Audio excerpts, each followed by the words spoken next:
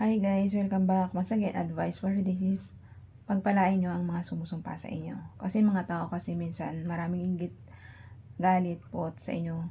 Minsan din nyo alam na sinusumpa na pala kayo. So yung mga taong galit sa inyo, inggit sa inyo, na sinusumpa na kayo, na sobrang galit at pot sa inyo, hayaan nyo lang po.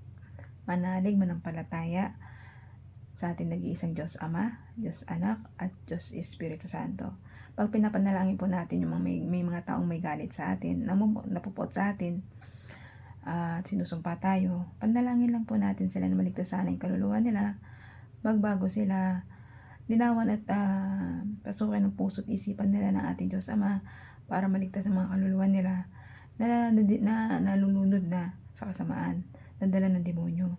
Ang mga taong ito gumagawa ng kasamaan para sa kapwa-tao nila, pinapasok kasi sila ng masamang demonyo o espiritu sa puso't isipan nila. Iyan po ang ating kalaban dito. Tayo pa mga normal na tao, ang kasandata lang po natin para maiwasan natin mga demonyo na to na pumapasok sa ating puso't isipan. Dasal lang po ang ating sandata. Araw-araw tayong magdasal o oras-oras. Nagdasal ka ng Ama namin. Pagdasal mo na huwag kang pasukin ito. Patatagin mo ang pananampalataya natin sa ating Diyos Ama. Kapag may matatag kang pananampalataya at lagi mo tinatanim sa isip o puso mo ang ating Diyos Ama, Diyos Anak at Diyos Espiritu Santo, tsak na tsak maiiwasan mo yan. Huwag din natin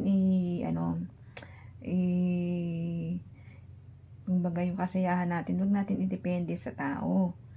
May Diyos po tayo. Bago tayo magdasal, makinig sa mga YouTube, Facebook, o kung ano man dyan ng social media nyo na inaano nyo dyan, na ginagamit nyo. Pahayag nyo yung mga nararamdaman nyo, advice nyo, o gusto nyo parating sa mag-advise kayo para ma-spread natin yung mga ganitong ginagawa ko para sa kapwa-tao natin, nabigyan natin sila ng kaunting kaalaman na galing sa ating Diyos, ang ating wisdom, word of wisdom of God, ang kaalaman mula sa ating Diyos Ama. Siya lang po nagpapahayag sa akin para ipahayag ko rin po sa inyo yung aking gusto niya pahayag para sa ating lahat. Ganito po yan eh. Kapag ka nag-a-advise tayo ng mga kabubuti ng kapwa-tao natin, at pinipick up to natin kapwa-tao natin, alam natin marami namang mabuting tao dito sa ibabaw ng mundo kaysa sa masama. Kasi kung marami ng masama dito, di wala na. Wala nang mabuting mangyayari sa mundo natin kundi kaguluhan, kawasakan at kaguluhan.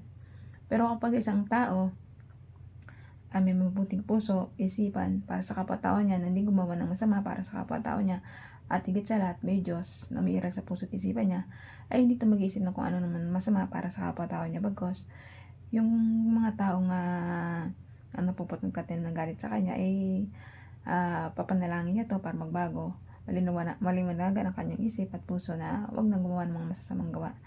Kaya ikaw, habang maga pa, magbago ka na, habang may pagkakataon pa, dahil ang ating Diyos Ama, hinihintay ka lang magbago para baguhin mo yung mga mali mong gawa sa pang-araw-araw na gawa mo, na pagiging masamang tao.